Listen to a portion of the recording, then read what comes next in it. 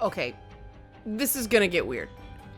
Polygon like Dishonored 2. Feminist Frequency like Dishonored 2. The people who don't like anything like Dishonored 2. But I can't claim I love Dishonored 2. I felt like I ended up playing a game I've played at least 3 times before, 5 to 10 years ago. Dishonored has always been something of a Thief throwback. I mean, very much a Thief throwback, but Square Enix is remaking Thief games now as well, and neither franchise is succeeded in modernizing the essentials of stealth gameplay in a way that makes a completely new game worth the extra money. All of Dishonored 2 feels extremely modular, lacking a central theme that brings it all together. The Clockwork Soldiers and the Witches were both cool enemies, but they weren't used for maximum impact. And the Clockwork Soldiers were such ammo dumps that it made more sense to avoid them than destroy them. Which misses the point that the reason you put a big scary looking enemy in a game is so the player can get the sense of satisfaction that comes with smashing it to freaking bits. It seems that the intended theme of Dishonored 2 was power, and there were hints of potential for that theme, but again, it came in moments. Standing over an unconscious enemy, you have the option to kill them while they're defenseless. It's really tempting at times, especially when the gameplay gets particularly frustrating. The truly brilliant moments in gaming are the moments where not doing something has meaning. I would have loved a game exploring power with an optional female protagonist, but that was not to be. Instead, we get a puke-worthy, trope-driven family melodrama with dated stealth mechanics, clunky storytelling, terrible voice direction, and amateurish camera framing and dialogue sequences. It's not that Dishonored 2 is a bad game, it's just disappointing in its mediocrity. For those unfamiliar with the game, Dishonored games use a chaos system to determine the ending you get. High chaos, caused by stomping around like a bull in a china shop and killing people instead of dispatching them non-lethally, leads to a more cynical ending. Being stealthy and limiting your body count results in a low chaos ending, which is a happier one. But play the way you want to play. The endings are really underwhelming. But let's get down to the thing you're probably watching this to find out. What did I think of the female characters in Dishonored 2? Well, this is going to involve spoilers, so stop watching now if you want to avoid them.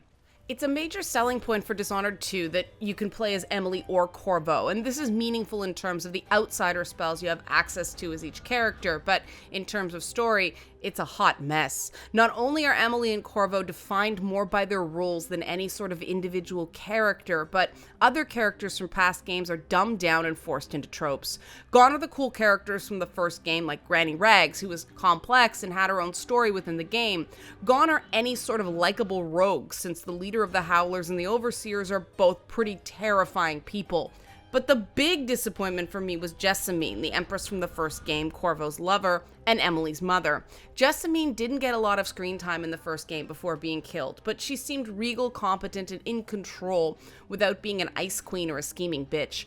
Of course, this caused the zombie hordes of Feminist Frequency to lose their collective shit, and in a gross process of objectification, reduced Jessamine to a murdered woman instead of a ruler who was assassinated precisely because she was good at what she did and not subject to corruption. This so-called feminist analysis that ruled over the response to Dishonored treated Jessamine as a corpse instead of a character. She was reduced to an object judged only by her gender, and the entire point of having a female ruler in Dunwall was missed. The critical thing to realize about Dunwall is that it's not a patriarchy. Women have equal, perhaps slightly higher status to men, since rules of succession seemed to be matrilineal in the first game. It didn't matter who Emily's father was. Her mother was Empress, so she became Empress when Jessamine was killed. In a patriarchy, Jessamine's sexual behavior would have been a source of shame, and Emily's sire being unknown would have disqualified her from ruling.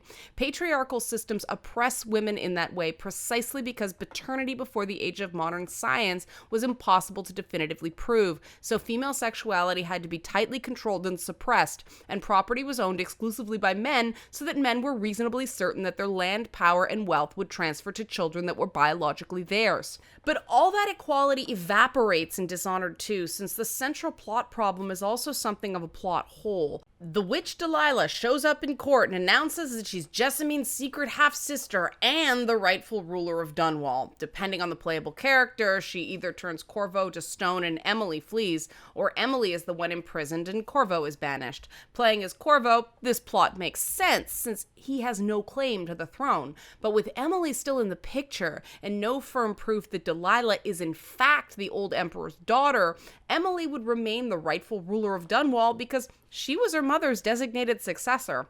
The plot of Dishonored 2 assumes that the line of succession occurs through the men of the royal line, and that wasn't so in the first game. So in this way, Dishonored 2 is more patriarchal than the original. But it gets worse. Jessamine is no longer that regal commanding character she was in the first game. Returning as a ghost powering the heart mechanic that allows you to locate runes and bone charms, the Jessamine of Dishonored 2 is a weepy cliche. Instead of helping to guide her daughter, she whines about wanting to hold her again. Any aspect of her character informed by her being a leader has been supplanted by some tired stereotype of motherhood. The twist that Jessamine's spirit must be released from the heart to trap Delilah's soul in order to defeat her rings hilariously hollow. Jessamine has been dead for a long time, and the game doesn't establish a particular lack of nurturing in Emily, and holy shit, being a ghost has not been good to Jessamine. So it felt to me like it was more releasing her from a horrible prison that sucked the strength out of her. Emily's moaning in my ear about how hard it is to lose her mother again, and here I am thinking, no, Ghost Jessamine has gotta go. I can't stand seeing her like this. For the last couple of years, there's been so much pressure to make all female video game characters into the Virgin Mary that it seems the Dishonored 2 developers didn't stop to consider whether that depiction of Jessamine made sense. There's an apparent underlying assumption that all mothers just act like that. And no, they don't. There are as many types of mothers as there are types of people, because mothers are people, and too often, fiction forgets that. Emily Caldwin doesn't fare much better than her mother, however. In the first game, she was a really precocious kid, making the best of being held captive in a brothel and doing a pretty good job of taking care of herself. But suddenly, she's a terrible ruler and an out-of-touch spoiled brat.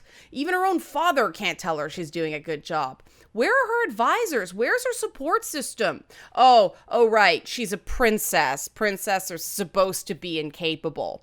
In a plotline gif wrap for Anita Sarkeesian, Emily is thrown out of her princess tower and then she has to save herself. The problem is that the game seems to completely forget that this story happened for the first time when Emily was 10. Wait, I almost got away twice. I found it impossible to accept that the kid that relied on the kindness of prostitutes as a child would suddenly forget that common people are people. The whole Emily plot rang false to me because it was about a princess that grew up in a gilded cage, not a girl whose mother was killed in front of her, whose father was himself a commoner, and who spent a portion of her formative years in a fucking whorehouse. For all the complaints that level got from critics in the first game, what it should have done was insulated Emily from becoming a complete spoiled brat. Instead, the game's writers decided not to treat Emily like her own person. Emily is both too underdeveloped as a protagonist and too overdeveloped for a first-person protagonist. While Bethesda's Doom relaunch used the hyper-aggressive killing machine character of the Doom Marine to inspire you to play like a hyper-aggressive killing machine because that's the point of the game, Emily's character and Emily's combat style are at odds. If she's out of touch and indecisive, how does she know how to expertly choke out guards? And why doesn't she react with more shock the first time she kills one of them? Sparring with your dad doesn't make you prepared to take a life. And why did they direct Emily's voice actress to sound like she's stoned out on benzos the whole time? No matter how weird shit gets, Emily's voice barely rises above a monotone. The whole game feels very much like a narrative designed for Corvo, then somewhere along the line they decided it would score them some feminazi points to make Emily a playable option too. Either that, or there wasn't anyone in a position of authority who felt comfortable writing a female character without caving to every complaint from Tropes vs. Women. That series is not the fucking feminist gospel, because there is no feminist gospel. Stop treating it like gospel. The best executed female character is Dr. Hypatia from the Adamire Institute. Sure, she's a straight-up Jekyll and Hyde character, but she's fun. Megan, the boat captain, had a lot of potential, but she spends too much of the game being a visibly brutalized black woman with no context. And when we finally do get some context, what is it? She was beaten up by the equivalent of the cops. and she has a criminal background. Granted, the criminal part was hardwired into the character from her days as Billy Lurk. Quite a few Dishonored 2 characters made their first appearances in Dishonored 1 DLC, which possibly gave me that feeling that very little is new here. However, it means that the so-called greater feminist content in Dishonored 2 isn't because Bethesda and Arcane listened to criticism, it was already done years ago. I suspect Arcane was going for the old sea dog trope with Megan, and I was waiting to hear that she's missing an arm because she got into a badass fight with a shark or something, or that she had to cut off her arm to survive blood flies laying larvae under her skin. But nope, it's the old police brutality, life of crime stereotype. How exactly does she maintain that ship with all its crank wheel controlled pipes that require 2 hands to operate all by herself? To be clear, I'm not saying Megan is a bad character. I'm saying that she decidedly lacks character. I'll take any of the cartoonish assholes in Grand Theft Auto 5 or these boring, monotonous Dishonored 2 characters, because at least I feel like these GTA characters give a shit about their own stupid self-created problems. If the game doesn't seem to care, the player can't care, and Dishonored 2's voice acting is line after line after line of meh. I've been holding off at commenting at length on the villain Delilah because I want to leave praise to the end, and I actually thought she was one of the stronger characters in the game, except for the fact that she's essentially a female Lord Voldemort right down to the Horcrux. Sure, J.K. Rowling didn't invent that concept, but she sure popularized it, and Delilah's source of immortality was just too damn close to Harry Potter lore. I don't disagree that Delilah is a sexualized character, as Anita Sarkeesian said. What I dispute is that she's uniquely sexualized in the game, and I completely disagree that Delilah being a sinister seductress is a problem. First of all, Emily Caldwin herself is sexualized in ways that are subtle, but struck me as distractions. Throughout the game, there are references to a love interest, Wyman, who is never present in the game. Wyman is a character from a Dishonored novel, and the gimmick is that Wyman's gender is not specified, except in one place that the author said was a mistake. Whether male, female, or other, however, there's clearly a sexual relationship between Wyman and Emily, but since we don't really know Wyman in this game, Emily's love interest tells us nothing about her except for the fact that she's sexually active. Well, okay, we know this. Wyman is absent through the entire saga of their lover getting banished from her homeland. I don't care what gender you are, that's a total dick move. Because of the way Wyman is depicted in the game, they're just a disembodied penis or vagina, whichever you prefer to imagine. It's a purely sexual addition. Furthermore, Emily Caldwin is depicted in game assets very differently than Corvo is. Corvo's entire face is covered, adding visually to the dehumanization of being Dishonored and generally looking just freaking cool. Emily, on the other hand, doesn't just have the upper portion of her face visible, but it features a smoky eyeshadow and a vaguely seductive expression. Why the fuck would an Empress on the run not just do her makeup, but do high glam, high maintenance makeup before going out? Isn't she supposed to be hiding? Yeah, we're supposed to suspend disbelief, and that's fine. But in a game with Empress smoky eyes of the gender non-conforming bed buddy, you can hardly complain about the form-fitting clothing of anti-witch Delilah, especially since sex is so critical to Delilah's story. Yes, Delilah is a seductress. Yes, part of her currency of manipulation is sex. If her mother was screwing the emperor, then lust and lies are defining parts of her character. The literary seductress is traditionally a cautionary tale. Basically, if the sex seems too good to be true, it probably is. Yes, the seductress is part of the history of patriarchal demonization of the sex urge for both men and women, but at least it's not part of the tradition that says men can't help themselves. In fact, stories with a seductress usually carry the implication that the men who fall for her wiles are committing a moral transgression, not succumbing to some natural urge. The moral is basically that while cheating with that woman who's younger, prettier, and more willing than your wife might seem like a good idea, it's really a very, very bad one. The seductress comes from a literary tradition written by men for men that attempts, albeit imperfectly, to teach men to value women for having good character, not just for beauty or for sexual availability. But as women have gained more equal social status, the seductress has evolved into female anti-heroes like Catwoman, Black Cat, and Angelina Jolie's take on Maleficent. And that's important because Delilah fits in with these other characters in that the game wants you to care about Delilah. at least a little. When Delilah is directly involved, Dishonored 2 feels purposeful and meaningful. Her deceptiveness is the key to her character, right down to the final boss fight, where the real Delilah is actually behind you. The powerful enemy you face otherwise is a warped reflection of the true woman. That reflection is what she wants you to see, because the big divide in Dishonored 2 isn't gender, it's class. If you're noble, you matter. If you're common, you're target practice and blood fly food. So, secret noble status is the one thing other than Delilah's attractiveness that makes her mean something in this world. Many NPCs take note of Emily's obviously noble appearance, maybe because of that snazzy makeup. Because of the deception inherent to her character, Delilah's appearance, in my opinion, is spot on. The moment she appears on screen, my first reaction was, "Who's the cougar? Bitch is trying way too hard."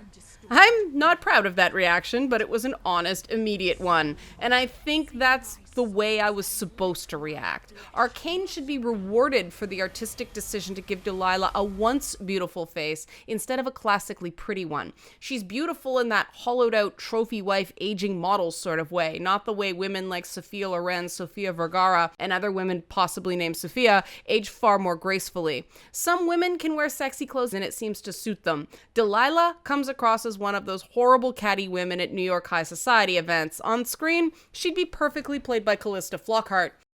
Delilah's rise has been defined by men, first the Emperor, then Duke Gabelle, the childhood friend whom she manipulated so that she could live in comfort. It's telling that all of Delilah's disciples are women. She likely either hates men or doesn't know how not to be subservient to them. She doesn't share power, however. Her witch underlings lose their magic if they lose their connection to her. And her power is stolen from another man, the Outsider, a character who we learn a tiny bit more about in Dishonored 2, and oh god, I wanted more. The Outsider's depiction as a young man has always intrigued me, and it turns out this appearance is because he was sacrificed in a dark ritual at a young age. He's a subtly more benevolent presence than he was in the first game, and while I understand the no powers mode being a gameplay option for some players, I don't like it. It makes a lot of narrative sense that the Outsider and Emily and Corvo would have a connection. The Outsider and Emily are an especially interesting pair because they're both people granted power at a young age through violence, and neither of them especially seem to want it. And Corvo took the Outsider's mark in the first game, so dude, why no love now? The canon endings annoy me enough, but just tossing out game history? Come on. But on top of that, Corvo and the Outsider are both men who didn't seek out power, but wound up with it anyway. This makes them indeed outsiders in a world where every other man appears to be an insufferable asshole. Even Sokolov turns out to be a quasi-sociopathic jerk, watching people die with fascination that isn't even that morbid. His diary entries are giddy instead of ghoulish. I struggle with the hardwired idea in Dishonored games that lower chaos is better because, to me, that's kind of a fascist worldview. Democracy is based on the idea that a little chaos is actually good for you, but I set that aside and let the game tell its story. Fortunately, Delilah shows that order without benevolence doesn't end up in good places. It facilitates delusions, and the fact that you can trap Delilah in a fantasy where she thinks she's the ruler, thereby giving her a somewhat happy ending, is extremely telling. Women like Delilah do exist in the real world, except maybe for the magic, and so they deserve a place in art.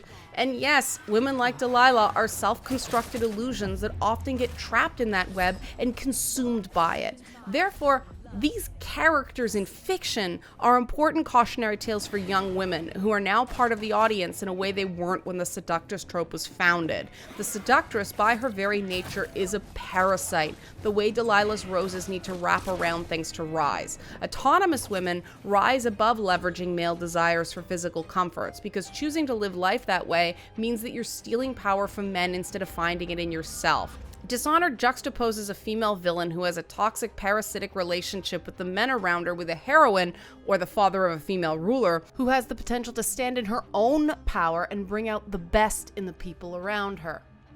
Or stand in her own power and kill everybody. Remember that Emily was essentially Corvo's conscience in the first game. In the second game, her own characterization as a lead stumbled, but she's given meaning via her villain. If Delilah wasn't sexualized, Dishonored 2 couldn't leverage that sexualized presentation for meaning, and that would have left the game less interesting and less meaningful.